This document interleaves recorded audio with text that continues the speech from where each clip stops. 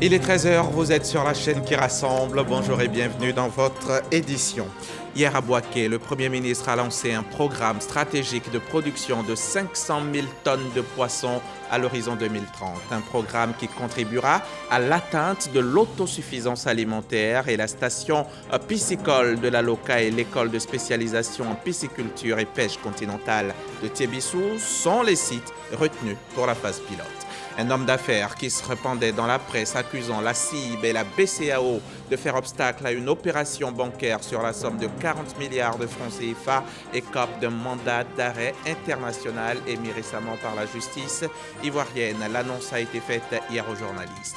L'application de l'accord de paix au Mali est gelée depuis près de 10 mois et de nombreux observateurs craignent une éventuelle reprise des hostilités. Le gouvernement malien de transition et les groupes armés du Nord qui avaient signé l'accord de paix de 2015 sont à nouveau réunis sous l'égide de la médiation internationale menée par l'Algérie.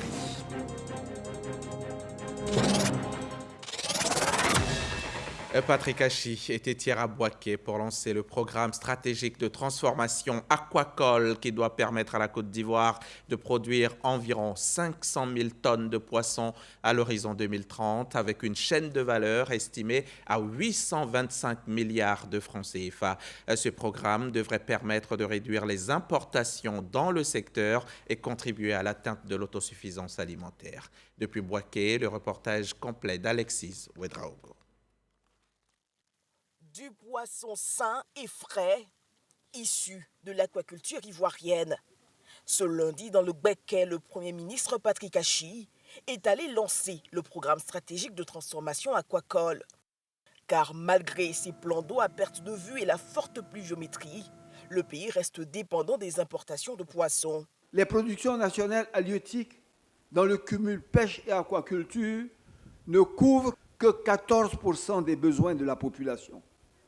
Pour résorber cet important déficit, notre pays a donc recours aux importations massives de poissons surgelés en provenance surtout d'Asie, avec un coût évalué à plus de 200 milliards de francs CFA par an, faisant de notre pays le plus grand importateur de tilapia congelé du monde. Avec le lancement officiel du programme stratégique de transformation de l'aquaculture en Côte d'Ivoire, PESTACI, nous posons un acte absolument fondamental de la vision 2030 du président de la République, son Excellence M. Alassane Ouattara, pour une Côte d'Ivoire plus prospère et solidaire. Et l'État est bien engagé à changer la donne en inondant très bientôt les marchés avec la production locale. La mise en œuvre du PESTACI devrait permettre à notre pays de produire environ 500 000 tonnes de poissons à l'horizon 2030, avec une chaîne de valeur estimée à environ 825 milliards de francs CFA, de façon à réduire significativement la dépendance extérieure en protéines halieutiques. Commencez à investir dans l'aquaculture. Devenez des éleveurs de poissons. C'est une activité rentable qui vous rendra prospère. En d'autres termes, c'est le futur café cacao de Côte d'Ivoire qui est là. Il faut investir là-dedans, chers jeunes, chers Ivoiriens. Il s'agit surtout de maîtriser toute la chaîne de valeur de cette filière naissante. Si vous voulez faire de l'aquaculture, il vous faut des alevins. Mais si vous achetez des alevins, vous avez besoin d'eau pour les mettre. L'eau, il y en a. Mais si vous avez des alevins dans l'eau, il faut les nourrir. Et pour les nourrir, il faut de l'aliment. Or, l'aliment, aujourd'hui, est importé et donc à des coûts prohibitifs. Donc, si vous ne voulez pas importer d'aliment, vous devez fabriquer l'aliment localement. Voilà la chaîne. Donc, ici, la réforme du secteur de l'aquaculture comprend non seulement la production d'alevins, comprend également la production d'usines qui vont permettre de fabriquer de l'aliment, mais exige en amont le développement de cultures irriguées dans le domaine du soja, du maïs et tout un certain nombre de céréales qui sont utilisées dans la fabrication de l'aliment.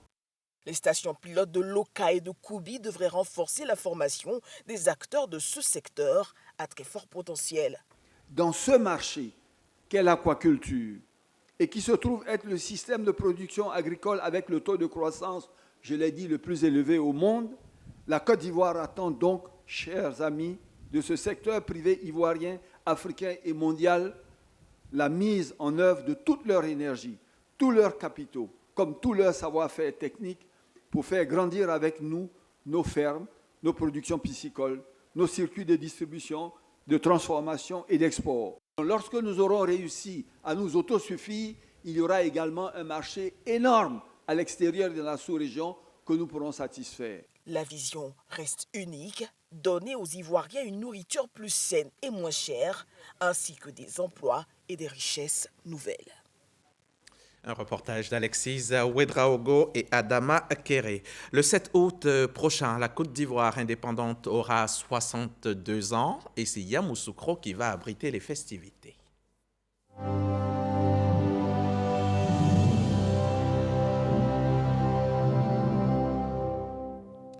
Ces festivités seront essentiellement marquées par le traditionnel défilé militaire. Et cette année, l'armée ivoirienne sort le grand jeu. 227 engins défileront dimanche prochain en présence du chef de l'État et des populations qui effectueront le déplacement en grand nombre.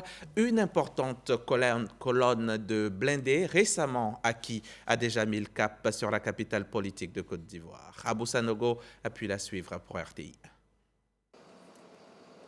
Le défilé militaire, en plus de montrer la soumission des armées aux institutions républicaines, est aussi l'occasion de présenter les investissements réalisés par l'État dans le renforcement des capacités des forces. Ce sont là des véhicules blindés qui vont participer au défilé du 16 août prochain, notamment pour le compteur de la rame de l'infanterie mécanisée. Ce sont des véhicules de type Cobra, avec un niveau de protection 3, donc à l'épreuve des engins explosifs improvisés. Pour le défilé, il y en aura 54 au total. Il y a déjà une rame qui est passée très tôt le matin. Ça, c'est la deuxième rame. Et il y aura une troisième rame qui passera en fin de journée avec d'autres types de blindés. Les Ivoiriens verront défiler 227 véhicules qui ne sont qu'une partie de la réserve opérationnelle, c'est-à-dire un ensemble de moyens de guerre pouvant être déployés sur un coup préavis là où il y a une préoccupation sécuritaire. Je voudrais commencer par rassurer les différentes populations que leur sécurité sera assurée le jour J, parce qu'en aucun cas, les zones opérationnelles où nous sommes déployés ne seront dégarnies au profit des festivités du 7 août. Les Ivoiriens auront l'occasion donc de communier avec leur armée autour du thème « Lien, force de défense et de sécurité population », socle de la résilience nationale face aux nouveaux défis sécuritaires. Et les équipes de la RTI sont déjà toutes déployées sur Yamoussoukro. Vous pourrez vivre l'événement comme si vous y étiez.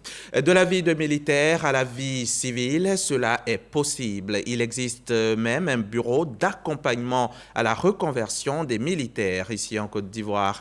Et justement, ce bureau a animé cette semaine une rencontre pour présenter aux concernés les enjeux de la reconversion professionnelle.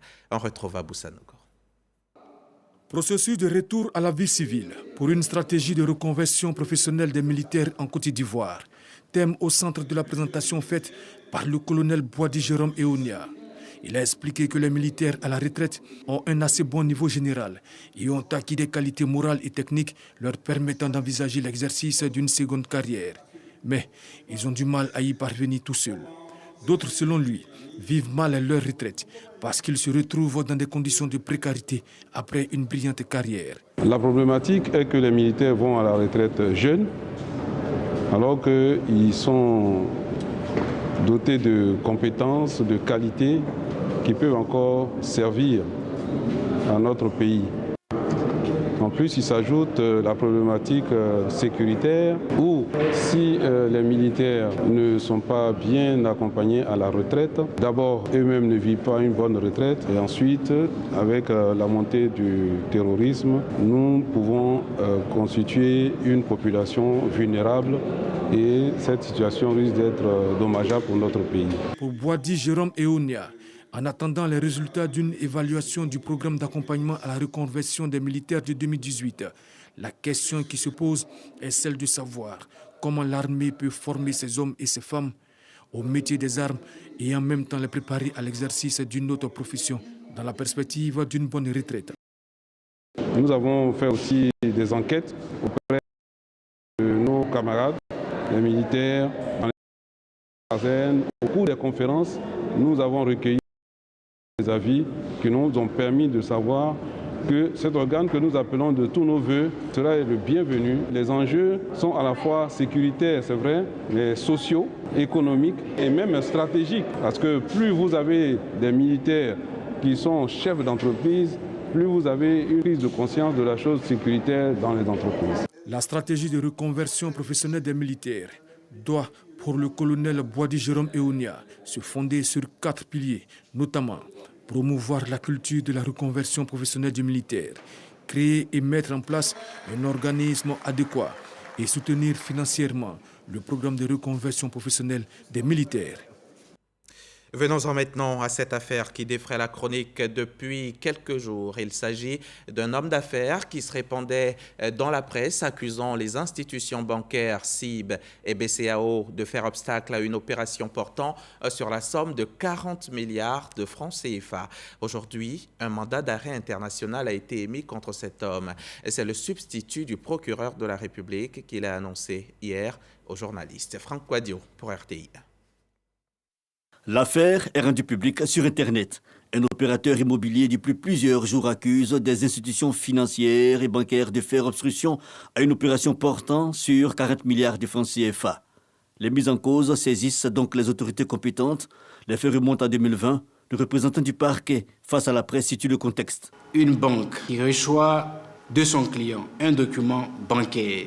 Les agents de la banque constatent des anomalies flagrantes. Cette banque contacte la banque qui est censée l'avoir émis. Et la banque, la Barclays Bank de Londres, indique clairement dans un courriel qu'il s'agit d'un document falsifié. Une plainte est donc portée le 15 décembre 2020. À la suite des investigations de la police économique et financière, M. Tebili est interpellé, M. Kofi Amon également, le notaire instrumentaire, et une information judiciaire est ouverte. En 2020, Amon Kofi Julien et 3 autres personnes sont renvoyées devant le tribunal correctionnel et leur est reproché d'avoir procédé de façon frauduleuse. La cellule nationale de traitement des informations financières, l'association professionnelle des banques et établissements financiers de Côte d'Ivoire et l'expert désigné et payé par les parties elles-mêmes sont arrivés à la même conclusion, à savoir que le SWIFT produit ne répondait pas à la nomenclature officielle d'un tel document et qu'il avait été modifié par incorporation de caractères. Vous avez donc un document falsifié. En réponse, un rapport d'expertise est sollicité par les accusés. Le tribunal fait droit à cette demande. La même conclusion, le document est falsifié. 2 ans après, lorsque la date de son jugement est annoncée, vous avez M. Kofi Amon Julien qui commence à faire des vidéos sur le réseau social Facebook où il accuse la société ivoirienne de banque, la BCAO, d'être impliquée dans un prétendu détournement de la somme de 40 milliards de francs CFA. À la réalité, il n'est pas question, selon le parquet, de 40 milliards de francs CFA, mais plutôt de 19 milliards émis par un notaire sur la base de la méthode mise en cause par les experts. Conséquence ? Contrairement aux allégations du sieur Tebili Digbe Michel et Kofi Amon Julien, la chambre de jugement du pôle pénal économique et financier, à l'audience du 28 juillet 2022, a mis hors de cause le notaire instrumentaire, Maître Assalé Tano Jean-Marie, et déclaré Kofi Amon Julien coupable des faits d'usage de faux en écriture privée de commerce et de banque et de tentatives d'escroquerie portant sur la somme de 19 678 710 000 francs et à 1 million de francs d'amende. Quant au sieur Tebili Digbe Michel, il a été condamné à une peine d'emprisonnement de 5 années. Cependant, l'accusé Amon Kofi Julien ne s'étant pas présenté à son dernier procès. Le 28 juillet 2022, cette juridiction a vidé sa saisine et a prononcé à son encontre une peine d'emprisonnement de 3 années. Un mandat d'arrêt a été décerné à son encontre. Il subira la rigueur de la loi pénale. D'autant que le pôle pénal économique et financier est une juridiction spécialisée en charge de la répression de la criminalité financière. Eux aussi devront subir la loi, la justice. Ils devront y faire face parce qu'à Bondoukou, ces jeunes gens, ces individus, Bondoukou c'est au nord-est de la Côte d'Ivoire, ces individus donc s'adonnent à un nouveau type de trafic, un trafic qui se développe.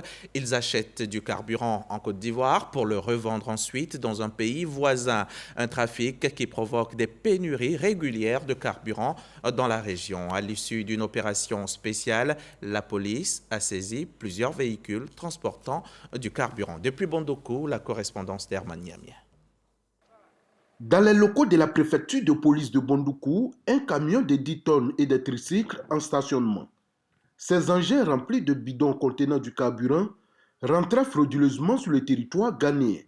Saisi par la police nationale, le préfet de police de Bondoukou révèle qu'avec la flambée des prix du carburant au niveau international, c'est une véritable ruée des trafiquants vers le Ghana où les prix du carburant ont véritablement explosé. Chaque jour, ce sont de nombreux véhicules et des tricycles remplis de carburant qui prennent la direction de ce pays voisin. En Côte d'Ivoire, le gouvernement a pris soin de subventionner le prix du gasoil, de certains produits pétroliers. Et ce n'est pas le cas dans certains pays voisins, notamment le Ghana ou le Burkina. Et donc, certains individus s'adonnent à un trafic de ce carburant-là. En Côte d'Ivoire, le gasoil est vendu à 615 francs et à quelques kilomètres de nous ici, à 8 kilomètres, il est vendu au Ghana à 1500 voire 1800 francs le litre. Donc c'est cette marge que les trafiquants ou alors certains individus essaient de récupérer sur le compte de l'économie ivoirienne. Ce trafic, en plus d'être illégal, provoque des pénuries régulières de carburant dans les stations-service, créant ainsi de nombreux désagréments aux automobilistes à Bondoukou. Au total, c'est 1265 bidons que nous avons interceptés, tous chargés dans des camions en direction du pays voisin, qui est le Ghana. Indépendamment, nous avons surpris en pleine opération des individus qui ont pris la fuite, qui s'apprêtaient à charger également 165 bidons. Le préfet de police exhorte les populations à une franche collaboration avec la police en dénonçant les personnes qui s'adonnent à ce trafic qui porte un coup dur à l'économie ivoirienne. Et de Bondoukou, on fait quelques 400 km et on rentre à Abidjan. On rentre pour parler financement d'entreprise. Financement d'entreprise, c'est le thème développé lors de la première université d'été lancée hier par les femmes avocates de Côte d'Ivoire. Patricia Omouetia nous y amène. Les avocats des barreaux de Paris, du Togo, du Cameroun, du Sénégal ont pris une part active à cette journée juridique du réseau international des femmes avocates. Le thème « Financement de l'entreprise » était au centre des préoccupations. Cette rencontre a été principalement caractérisée par un échange d'expériences professionnelles. Nous avons constaté que les femmes sans voix ont besoin des avocates pour pouvoir porter leur voix, notamment en ce qui concerne la problématique de l'égalité femmes-hommes et des violences faites aux femmes. Qui nous a semblé être un thème extrêmement porteur parce que méconnu ou en tout cas pas assez exploité, je dirais de cette façon-là, par les femmes avocates. Le bâtonnier de l'Ordre des avocats de Côte d'Ivoire a rendu hommage au réseau international des femmes avocates. Il a réitéré son vœu de voir rayonner la profession d'avocat au sein de son barreau. C'est un témoignage de solidarité, de soutien pour leur cause, pour notre cause et pour l'unicité de la profession. Voilà. Pour cette première édition de l'université d'été, dont le thème est le financement de l'entreprise, c'est une très bonne idée parce que les avocats, on ne sait pas comment les utiliser. Cette rencontre de grande considération pour les avocats a connu la participation de plusieurs invités. Avec l'université d'été d'Abidjan, il s'agit sans doute d'une occasion unique d'apprendre, de partager et de contribuer à la consolidation d'un réseau international d'avocats. La question du contentieux du foncier était au centre d'une rencontre organisée par le Conseil d'État. Un séminaire de 72 heures pour tenter d'obtenir une meilleure coordination entre les administrations intervenant dans la gestion du foncier et une meilleure sécurisation de l'attestation villageoise. Le foncier, un contentieux en explosion, le regard du Conseil d'État, c'était le thème de cette rencontre qui a été suivie par Dangui Dangui. Le Conseil d'État a rendu 3255 arrêts de 2009 à 2022, dont environ 80% sont relatifs aux fonciers. On comprend mieux pourquoi ce séminaire organisé par le juge de l'excès de pouvoir a pour thème le foncier, un contentieux en explosion, le regard du Conseil d'État. Aujourd'hui, de plus en plus, les Ivoiriens veulent protéger leurs droits. Et donc, personne ne veut laisser sa propriété contester ou à la différence d'un autre. C'est ce qui fait cette explosion. Tout le monde veut saisir le Conseil d'État pour avoir justice, pour que justice lui soit rendue. C'est la conséquence. Autorités coutumières, préfectorales, magistrats, les ministères concernés, toutes les parties prenantes sont représentées à cet atelier de réflexion sur les voies et moyens pour désamorcer cette bombe qu'est le foncier selon les termes d'un participant. Nous avons fait appel à toute la chaîne, depuis les propriétaires terriens, les chefs du village, les géomètres, les experts immobiliers, l'administration, pour qu'ensemble, nous puissions réfléchir, trouver la solution idoine pour qu'il naisse moins de conflits et que nous-mêmes aussi nous ayons les moyens pour avoir des décisions qui ne soient pas contestées, une justice constante qui satisfasse tout le monde. Le Conseil d'État espère que les résultats de ces 3 jours de séminaire aideront la Côte d'Ivoire à parvenir à une gestion sécurisée du foncier en vue d'un développement harmonieux. Un reportage de Dangui Dangui et Sylvestre Nguesson. En 2019, à Genève, en Suisse, la Côte d'Ivoire a fait l'objet de son 3e EPU, l'examen périodique universel. Des recommandations lui ont ensuite été faites et ces recommandations, le Conseil national des droits de l'homme et UPR Info s'emploient à les mettre en œuvre. D'où l'organisation d'un atelier dont l'objectif a été de développer des outils adéquats pour faciliter cette mise en œuvre. Reportage Khalil Diomandé, Didier Nguesson. 222, c'est le nombre de recommandations que la Côte d'Ivoire s'est engagée à prendre en compte pour améliorer la situation des droits de l'homme sur son territoire. Un engagement pris à l'égard de la communauté internationale lors de son 3e examen périodique universel, EPU, tenu à Genève en 2019. L'EPU est un mécanisme mis en place par l'ONU pour évaluer les avancées en matière de droits de l'homme dans les 193 États membres. Et pour respecter leur engagement, les acteurs des droits de l'homme en Côte d'Ivoire sont réunis pour développer des outils afin de faciliter la mise en œuvre des dites recommandations. Un cadre de réflexion initié par le Conseil national des droits de l'homme en partenariat avec l'UPR Info. Le but de l'atelier d'aujourd'hui, c'est de partager des bonnes pratiques dans la mise en œuvre des recommandations de l'examen périodique universel de la Côte d'Ivoire. Aussi, identifier des indicateurs qui peuvent aider à mesurer les progrès dans les domaines des droits humains. Toujours lié aux recommandations de l'examen périodique universel. Nous estimons qu'avec le concours du CNDH, les droits de l'homme s'améliorent en Côte d'Ivoire. Cet atelier vise à terme l'élaboration d'un rapport présentant l'état d'avancement de la mise en œuvre des recommandations avant le prochain examen périodique universel prévu pour 2023. Allons-y à Yamoussoukro. On part retrouver les agents de l'ONESI, l'Office national de l'état civil et de l'identification.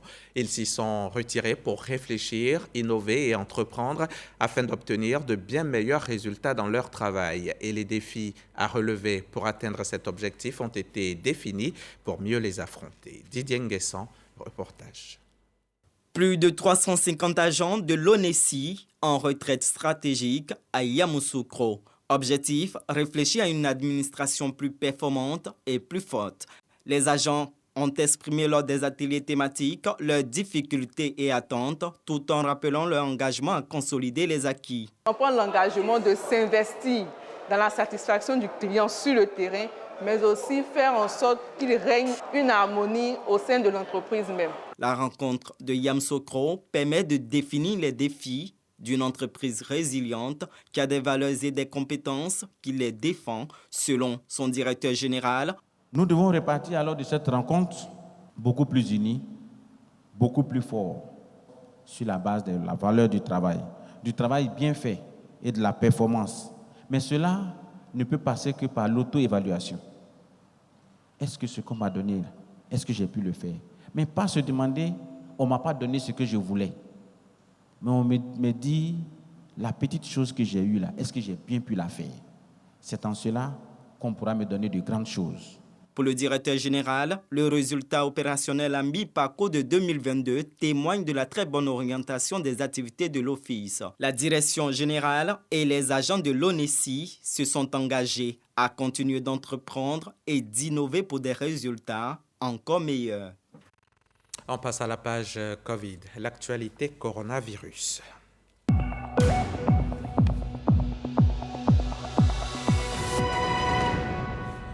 À l'échelle du monde, le coronavirus a tué 6,4 millions de personnes sur un total de 578 millions de malades.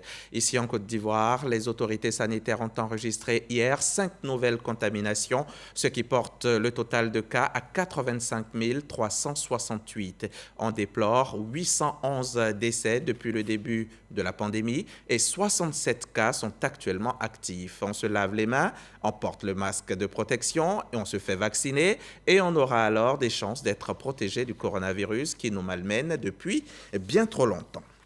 L'ONG Médecins sans frontières WACA, elle s'attaque à l'épilepsie dans la région de Gbeke. Sur place, elle intervient depuis plusieurs mois dans le domaine de la santé mentale et elle vient de lancer la deuxième phase du projet en présence des autorités administratives, politiques et sanitaires de la région. Soro Corona, RTI Boaké. Les maladies mentales manquent de promotion pour une meilleure prise en charge des malades. Depuis mai 2021, l'ONG internationale Médecins sans frontières, WACA, met en œuvre le projet de santé mentale et d'épilepsie dans la région de Gbeke.